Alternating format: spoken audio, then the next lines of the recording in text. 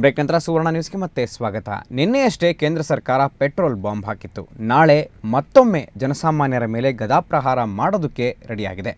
Petrol ಬಳಿಕ diesel, LPG, ಸೀಮೆ ಎಣ್ಣೆ ಬೆಲೆ ಏರಿಕೆ ಮಾಡುವ ಮೂಲಕ ಶಾಕ್ ನೀಡೋದಕ್ಕೆ ಸಜ್ಜಾಗಿದೆ.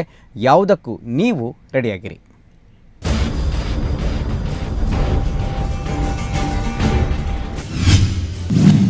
ಪೆಟ್ರೋಲ್ ಬೆಲೆ ಬಳಿಕ ಕಾದಿದೆ ಮತ್ತೊಂದು ಶಾಕ್. ನಾಳೆ ಡೀಸೆಲ್, ಸೀಮೆ ಎಣ್ಣೆ ಬೆಲೆ ಏರಿಕೆ ಸಾಧ್ಯತೆ. ಮತ್ತೆ ಗೃಹಿಣಿಯರ ಕೈ ಸುಡಲಿದೆ ಅಡುಗೆ ಅನಿಲ. ಕೇಂದ್ರ ಸರ್ಕಾರ ಶಾಕ್ ಮೇಲೆ ಶಾಕ್ ಕೊಡೋಕೆ ರೆಡಿಯಾಗಿದೆ. ಪೆಟ್ರೋಲ್ ಬೆಲೆ ಏರಿಕೆಯ ಬಳಿಕ ನಾಳೆ ಗ್ರಾಹಕರ ಜೇಬಿಗೆ ಮತ್ತೊಮ್ಮೆ ಕತ್ತರಿ ಹಾಕಲು ತುದಿಗಾಲ ಮೇಲೆ ನಿಂತಿದೆ. ಹೌದು, ಡೀಸೆಲ್, ಸೀಮೆ ಎಣ್ಣೆ ಹಾಗೂ LPG ಬೆಲೆ ಏರಿಕೆ ಮಾಡಲು ಪಕ್ಕಾ ಪ್ಲಾನ್ ಮಾಡಿಕೊಂಡಿದೆ. ಈ ಸಂಬಂಧ ವಿತ್ತ ಸಚಿವ ಪ್ರಣಬ್ ಮುಖರ್ಜಿ ನಾಳೆ ಪೆಟ್ರೋಲಿಯಂ ಸಚಿವಾಲಯದ ಜೊತೆ ಮಾತುಕತೆ ನಡೆಸಲಿದ್ದಾರೆ. ಸದ್ಯ ತೈಲ ಕಂಪನಿಗಳಿಗೆ 1 ಲೀಟರ್ ಡೀಸೆಲ್ಗೆ 14 ರೂಪಾಯಿ ನಷ್ಟವಾಗ್ತಿದ್ದು, ಕನಿಷ್ಠ 5 ರೂಪಾಯಿ ಏರಿಸುವಂತೆ ಸರ್ಕಾರದ ಮುಂದೆ ಪ್ರಸ್ತಾಪ ಇಟ್ಟಿವೆ.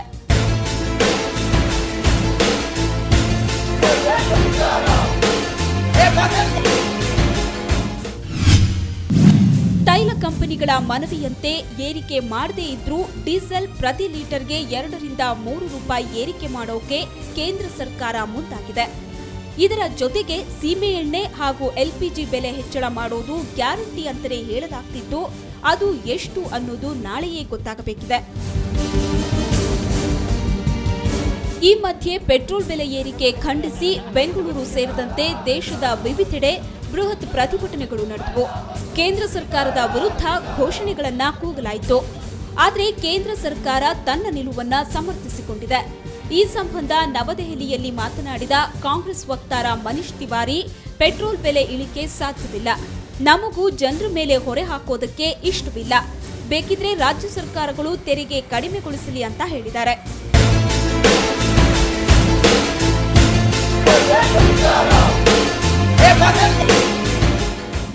ಒಂದ್ ವೇಳೆ ಡೀಸೆಲ್ ಬೆಲೆ ಏರಿಕೆ ಮಾಡಿದ್ದೇ ಆದಲ್ಲಿ ಬಸ್ ಪ್ರಯಾಣ ದರ ಹೆಚ್ಚಳ ಅನಿವಾರ್ಯ ಅಂತ ಸಾರಿಗೆ ಸಚಿವ ಆರ್ ಅಶೋಕ್ ಬೆಂಗಳೂರಿನಲ್ಲಿ ಹೇಳಿದ್ದಾರೆ.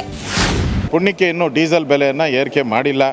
ಡೀಸೆಲ್ ಬೆಲೆಯನ್ನು ಮತ್ತು ಸಿಲಿಂಡರ್ ಅಡುಗೆ ಅನಿಲದ ಏನನ್ನ ಏರಿಕೆ ಮಾಡಿದ್ರೆ ಈ ದೇಶ ಒಂದು ರೀತಿ ಇಡೀ ಪ್ರಪಂಚದ ಸಾಲಿನಲ್ಲಿ ಪಾಪರ್ ದೇಶ ಆಗೋಂಥದ್ದಕ್ಕೆ ಡೀಸೆಲ್ ಬೆಲೆ ಏರಿಕೆ ಮಾಡಲ್ಲ ಅಂತ ತಿಳ್ಕೊಂಡಿದ್ರೆ ಮಾಡಿದ್ರೆ ಅದು ವಿರುದ್ಧ ಹೋರಾಟ ಮಾಡ್ತೀರಿ. ಮುಂದಿನ ದಿನಗಳಲ್ಲಿ ಸಾರಿಗೆ ಇಲಾಖೆಯನ್ನು ಹೇಗೆ ನಡೆಸಬೇಕು ಅಂತ ಅಧಿಕಾರಿಗಳ ಜೊತೆ ಮತ್ತು ನಮ್ಮೆಲ್ಲ ಶಾಸಕರ ಜೊತೆ ಸಂಘ ಸಂಸ್ಥೆ ಚರ್ಚೆ ಮಾಡಿ ನಾನು ತೀರ್ಮಾನವನ್ನು ಮಾಡ್ತೀನಿ. ಒಟ್ನಲ್ಲಿ ವಿರೋಧದ ನಡುವೆಯೂ ಕೇಂದ್ರ ಸರ್ಕಾರ ಗ್ರಾಹಕರಿಗೆ ಬರೆ ಮೇಲೆ ಬರೆ ಹಾಕಲು ಸಜ್ಜಾಗಿದೆ. ಹೀಗಾಗಿ ಜನಸಾಮಾನ್ಯರು ಜೇಬು ಗಟ್ಟಿ ಮಾಡಿಕೊಳ್ಳದೆ ಬೇರೆ ದಾರಿ ಇಲ್ಲ.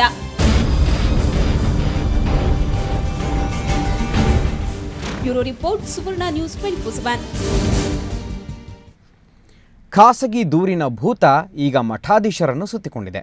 ಆದಿಚುಂಚನಗಿರಿ ಮಠಾಧೀಶ ಶ್ರೀ ಬಾಲಗಂಗಾಧರನಾಥ ಸ್ವಾಮೀಜಿ ವಿರುದ್ಧ ಲೋಕಾಯುಕ್ತ ಕೋರ್ಟ್ನಲ್ಲಿ ಖಾಸಗಿ ದೂರು ದಾಖಲಾಗಿದೆ. ಹುಳಿಮಾವು ಬಳಿ ರಾಮಲಿಂಗೇಶ್ವರ ದೇಗುಲ ಟ್ರಸ್ಟ್ಗೆ ಸರ್ಕಾರ 15 ಎಕರೆ ಜಾಗ ಮಂಜೂರು ಮಾಡಿತ್ತು. ಆ ಜಾಗವನ್ನು ಬಾಲಗಂಗಾಧರನಾಥ ಶ್ರೀಗಳ ಹೆಸರಿಗೆ ಕಾನೂನು ಬಾಹಿರವಾಗಿ ವರ್ಗಾವಣೆ ಮಾಡಲಾಗಿದೆ ಅಂತ ದೇವಾಲಯದ ಟ್ರಸ್ಟಿ ಲಕ್ಷ್ಮೀನಾರಾಯಣ ಎಂಬುವರು ದೂರಿನಲ್ಲಿ ಆರೋಪಿಸಿದ್ದಾರೆ. ಶ್ರೀಗಳು BBMP ಆಯುಕ್ತ ಶಂಕರಲಿಂಗೇಗೌಡ, IAS ಅಧಿಕಾರಿ ವೀರಭದ್ರಯ್ಯ, ರಾಮೇಗೌಡ, ಅಯ್ಯಪ್ಪ ಸೇರಿದಂತೆ ಒಟ್ಟು 27 ಮಂದಿ ವಿರುದ್ಧ ಕೇಸ್ ದಾಖಲಾಗಿದೆ.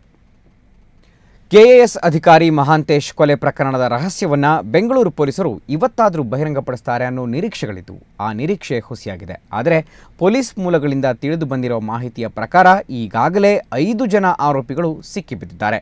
ಇನ್ನೊಂದು ಕಡೆ ಮಹಾಂತೇಶ್ರ ವೈಯಕ್ತಿಕ ದೌರ್ಬಲ್ಯಗಳ ವಿಷಯವನ್ನೇ ಹರಿಬಿಟ್ಟು ಬಹುಕೋಟಿ ಭೂ ಹಗರಣದಿಂದ ಗಮನವನ್ನು ಬೇರೆಡೆ ಸೆಳೆಯುವ ಪ್ರಯತ್ನಗಳು ನಡೀತಿವೆಯಾ ಎಂಬ ಸಂಶಯಗಳು ಬರ್ತಾ ಇವೆ.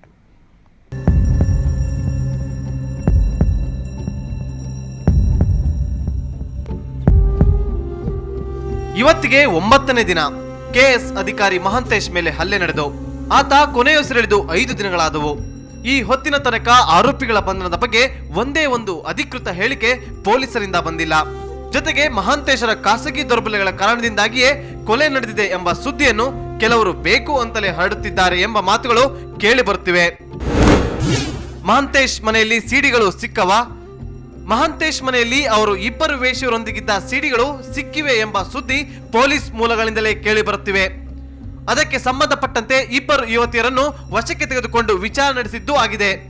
ಆದರೆ ಅವರಿಗೂ ಮಹಾಂತೇಶ್ ಕೊಲೆಗೂ ಸಂಬಂಧ ಇಲ್ಲ ಎಂಬುದು ಖಚಿತವಾದಂತಾಗಿದೆ. ಈಗ ಮಹಾಂತೇಶ್ ಕೈ ಹಾಕಿದ್ದ ಬಹುಕೋಟಿ ಭೂ ಹಗರಣದಿಂದ ಗಮನ ಬೇರೆಡೆ ಸೆಳೆಯಲು ಆ ಅಧಿಕಾರಿಯ ಖಾಸಗಿ ದೌರ್ಬಲ್ಯಗಳ ಬಗ್ಗೆ ಪುಕಾರು ಹಬ್ಬಿಸಲಾಗುತ್ತಿದೆ ಎಂಬ ಆರೋಪಗಳಿವೆ. 5 ಗೃಹ ನಿರ್ಮಾಣ ಸಹಕಾರ ಸಂಘಗಳ ವಿರುದ್ಧ ತನಿಖೆ. ಒಂದು ಕಡೆ ಮಹಾಂತೇಶ್ರ ವಿವಾಹೇತರ ಸಂಬಂಧಗಳ ಬಗ್ಗೆ ಮಾತುಗಳು ನಡೆಯುತ್ತಿದ್ದಾಗಲೇ ಕ್ರೈಂ ಬ್ರಾಂಚ್ ಪೊಲೀಸರು 5 ಗೃಹ ನಿರ್ಮಾಣ ಸಹಕಾರ ಸಂಘಗಳ ಬಗೆಗಿನ ತನಿಖೆಯನ್ನು ತೀವ್ರಗೊಳಿಸಿದ್ದಾರೆ.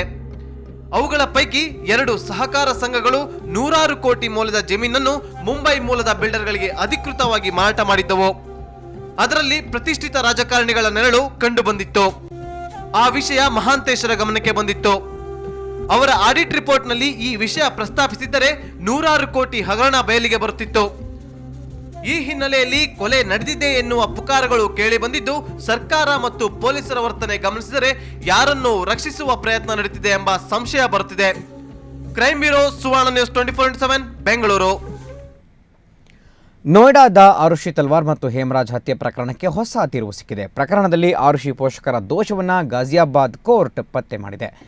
ಹತ್ಯೆ ಮತ್ತು ಸಾಕ್ಷ್ಯನಾಶ, ಸುಳ್ಳು ದೂರು ದಾಖಲಿಸಿದ ಸಂಬಂಧ ಆರುಷಿ ಪೋಷಕರಾದ ನೂಪುರ್ ಮತ್ತು ರಾಜೇಶ್ ತಲ್ವಾರ್ ವಿರುದ್ಧ ದೋಷಾರೋಪ ಹೊರಿಸಿದೆ.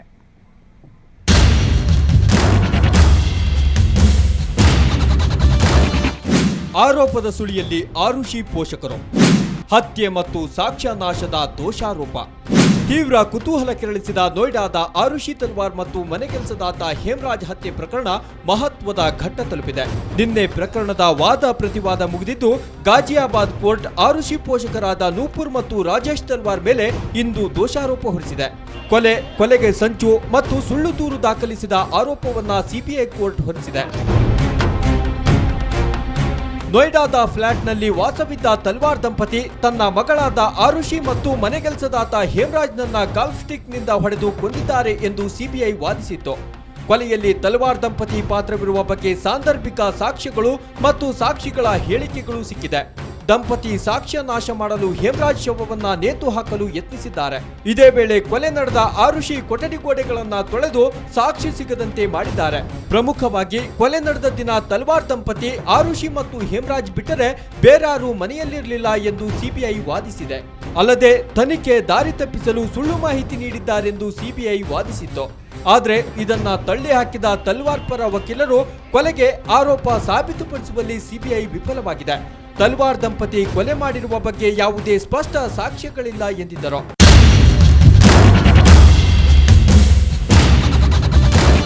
ಆದರೆ ವಾದ ಪ್ರತಿವಾದ ಆಲಿಸಿದ ಸಿಬಿಐ ಕೋರ್ಟ್ ತಲ್ವಾರ್ ದಂಪತಿ ವಿರುದ್ಧ ಆರೋಪ ಪಟ್ಟಿ ಮಾಡಿದೆ. ಕೊಲೆಗೆ ಸಂಚು ಮತ್ತು ಸಾಕ್ಷ್ಯನಾಶದ ಆರೋಪಗಳನ್ನ ತಲ್ವಾರ್ ದಂಪತಿ ಮೇಲೆ ಹೊರಿಸಿದೆ. ಈ ಹಿಂದೆ ಸಿಬಿಐ ನೀಡಿದ್ದ ಪ್ರಕರಣದ ಮುಕ್ತಾಯ ವರದಿಯನ್ನ ತಿರಸ್ಕರಿಸಿ ಹೆಚ್ಚಿನ ತನಿಖೆಗೆ ಆದೇಶಿಸಿದೆ. ಕೊಲೆ ನಡೆದು 4 ವರ್ಷಗಳ ಬಳಿಕ ಮೇ 11ರಂದು ಕೋರ್ಟ್ ಪ್ರಕರಣದ ವಿಚಾರಣೆ ಕೈಗೆತ್ತಿಕೊಂಡಿತ್ತು. ಬ್ಯೂರೋ ರಿಪೋರ್ಟ್, ಸುವರ್ಣ ನ್ಯೂಸ್ 24/7. ಬಾಲಿವುಡ್ನಲ್ಲಿ ಹವಾ ಎಬ್ಬಿಸಿರೋ ಪಾಕಿಸ್ತಾನದ ವಿವಾದಾತ್ಮಕ ನಟಿ ವೀಣಾ ಮಲಿಕ್ ಈಗ ಸ್ಯಾಂಡಲ್ವುಡ್ಗೂ ಕಾಲಿಟ್ಟಿದ್ದಾರೆ. ಕನ್ನಡದ ಡರ್ಟಿ ಪಿಕ್ಚರ್ನಲ್ಲಿ ನಾಯಕಿಯಾಗಿ ವೀಣಾ ನಟಿಸುತ್ತಿದ್ದಾರೆ. ಇದರ ಫೋಟೋಶೂಟ್ಗಾಗಿ ವೀಣಾ ಮಲಿಕ್ ಇವತ್ತು ಸಿಲಿಕಾನ್ ಸಿಟಿಗೆ ಬಂದಿಳಿದ್ರು. ಬೆಳ್ಳಂಬೆಳಗ್ಗೆಯೇ ಏರ್ಪೋರ್ಟ್ಗೆ ಬಂದ ವೀಣಾಗೆ ಚಿತ್ರತಂಡದಿಂದ ಭರ್ಜರಿ ಸ್ವಾಗತ ಸಿಕ್ತು. ಜೀನ್ಸ್ನಲ್ಲಿ ಮಿಂಚುತ್ತಿದ್ದ ವೀಣಾ ನಗುಮೊಗದಿಂದಲೇ ಎಲ್ಲರೊಂದಿಗೆ ಬೆರೆತರು. ಎದುರು ಸಿಕ್ಕ ಅಭಿಮಾನಿಗಳಿಗೆ ಆಟೋಗ್ರಾಫ್ ಹಾಕಿದರು. ರಾತ್ರಿ ಅಬ್ಬಯ್ಯ ನಾಯ್ಡು ಸ್ಟುಡಿಯೋದಲ್ಲಿ ವೀಣಾ ಸಖತ್ತಾಗಿ ಫೋಟೋಶೂಟ್ನಲ್ಲಿ ಮಿಂಚಿದರು.